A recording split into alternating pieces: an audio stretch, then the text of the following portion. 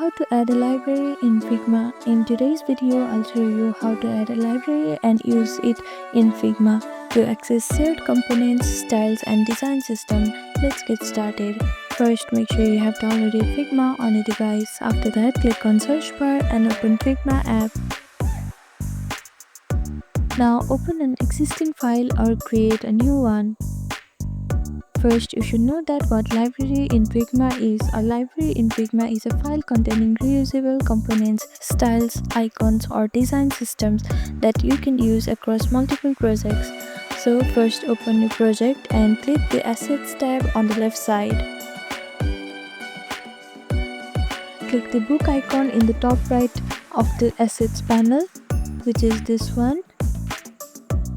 And it will open Theme Libraries. Here you will see a list of available libraries. Find the library you want to use and switch the toggle on. Now all components and styles from that library are available on a project. To use the component from the library, go to Assets panel and find the component and drag it into your canvas.